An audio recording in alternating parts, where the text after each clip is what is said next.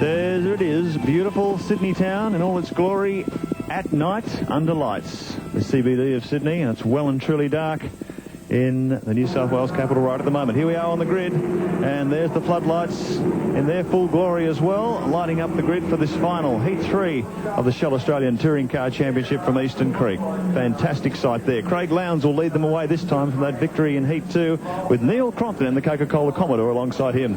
Russell Ingall in the Castrol Commodore will start out of row 2 with John Bowe alongside the Castrol Holden.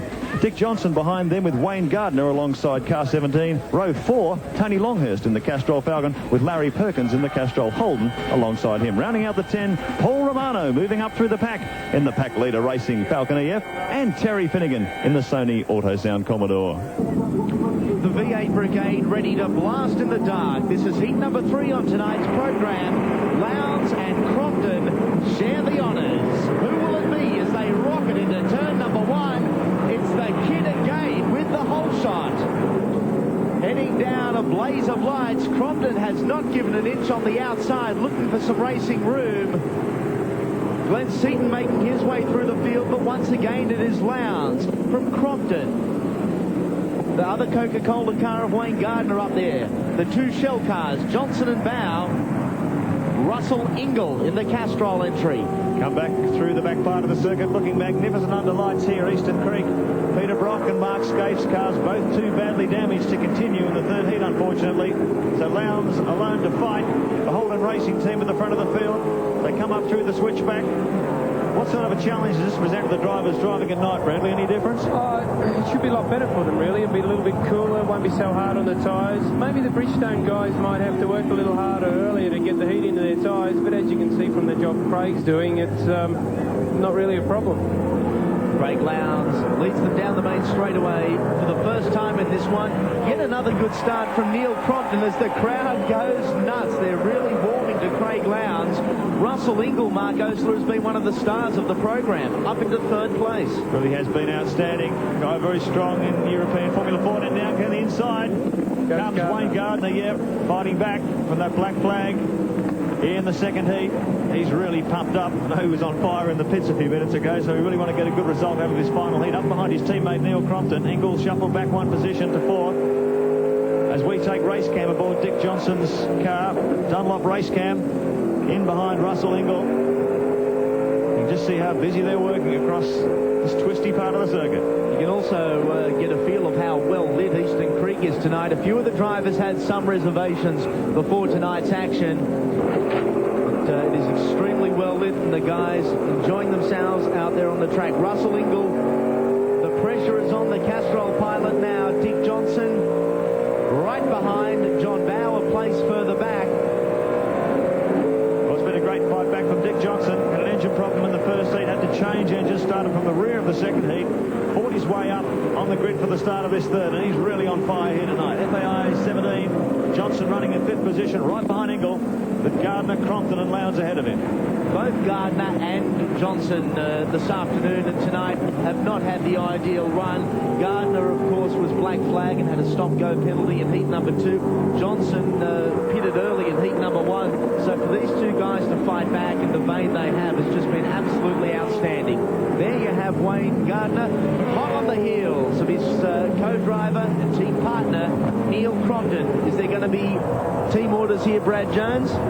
Well, at the moment, Gardner's going a little bit faster than Neil, so I'm not sure. I don't think so. They certainly out there fighting for, every part of the circuit between themselves, but Crompton won't want to hold Gardner up, and he's looking pretty good in the championship. He's got a nice points position, so we'll just watch for a couple of laps.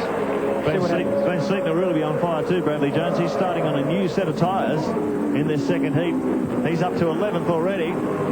So watch the Ford Credit Falcon as these laps unfold. And he's, doing the same sort of pace as the couple of cars we're looking at now. Ooh. It's interesting here. Gardner has a different driving style. We were talking about a little bit earlier, but what tends to happen is when you come into a corner, he angles off and brakes as he comes down. Now we've got Bowe at the back of this pack. He'd be pretty desperate to get through here, Mark. Looking like it at the moment, the two Shell Fords on a charge. John Bowe said he really has used up his tyres. He had to pick out of those 8 tyres he had available for the 3 heats, try and pick the best 4, and he didn't seem to have much of a selection on his plate. Did he say it was something like picking the lesser of the two evils? I think I heard him quote. And Bowers, Mark and Bradley have both pointed out, desperate to get past both the team boss and Russell Ingall. Russell Ingall, of course, making his debut with Larry Perkins. Bathurst last year, first time with Larry, first time they win the race from almost a one-lap deficit. An incredible run for Russell, and he's really showing that form is no fluke as Bow sneaks through on the inside of Johnson. Well, if he's running out of rubber, he's certainly got a bit left at the moment. Very nice move. Was that being kind on the boss's part, do you think, Bradley? Probably slightly. I mean, he certainly doesn't want to see his two cars in the wall, but no, I think Dick doesn't sort of cut John too much slack, especially the first round of the championship. Every driver is out there to win. Now here they go, the Coke cars. Well, that's Gardner sneaking through on the outside. I think Neil opened the door there, perhaps. Yeah, I certainly don't think Neil slipped a gear. So all these Dunlop guys running in the 62, mid-62 second bracket. Lowndes fastest lap so far, 62 dead. He's just fired off a 2-2. So he's really got about half a second on these guys at the moment, and opening the gap all the time. 2.8 seconds that time around. 5 laps completed. Glenn Seaton breathing fire in his Ford credit Ford. As Mark alluded to earlier, he started well back in the field. There is one of the pack leader cars. Paul Romano, Alan Jones' teammate, just up there in 11th position, just outside the top 10. Youngster, 22-year-old from Queensland, debuted in the V8 category in a Commodore last year, and now has changed to this level 1 operation. And look at this, as Seaton closes in right behind Alan Jones. There could be a little bit of feeling here. Just a touch. Well, they're both Falcons, they're both on Bridgestone tyres, and these guys are former teammates, so there will be a big notch you can carve in your gun, whoever comes out winner of this little scrap. Glenn Seaton, many expected to be the force here at Eastern Creek. He's had a lot of success here in Sydney's outer west. And as we saw in heat number 2, things really haven't gone Glenn's way. He was forced to start from the rear of the field in this, the third heat.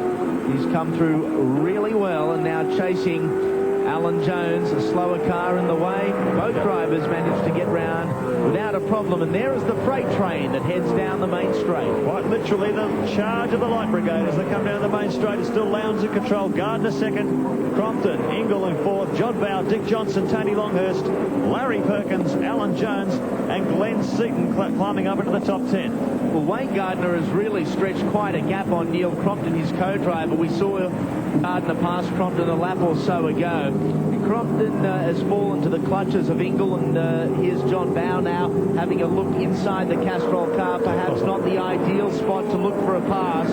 They will be nose to tail as they come out of the flip-flop. Oh, Stephen Richards in trouble again. The nightmare continues for Team Valvoline. I've seen him doing a bit of lawn mowing earlier on. He's back out on the grass again, back on the circuit, fortunately, without too much damage, car 32. So this is the battle for 4th, 5th, 6th, 7th, Ingall, Bow, Johnson, Tony Longhurst. Very spirited run from the Castrol Falcon too. As we take Dunlop Race Cam aboard Dick Johnson's Ford as he's in this great battle. Flat out down the main straight, reaching speeds about 260 kilometres an hour before they break for this daunting turn 1. Hook in hard here. Bradley Jones, it looks like it's a very physical circuit to drive Eastern Creek. Very demanding circuit. It's very hard on the right front tyre in actual fact. There goes John Bow. Well, you know. Oh, look at the damage to the front too. He's given the guy in front of serious. He's given Ingall a bit of a tickle up there and unfortunately spun. Well, he did say his tyres were going away from him. He didn't have much life left in him. Do you think that's just overcooking it on the rubber? Wayne Gardner, let's have a look at that on the replay. And he's, big damage to the front of the car there. They run the brake balance in these cars so close. As you see from John's car there, it's a bit of a smack in the front, but just lock the rears, and they keep that so fine. There is Dick Johnson, Team Boss, Shell FAI Racing. Tony Longhurst, this is the Battle of Queensland in progress now. Back down the main straightaway. Neil Crompton heading the tribe.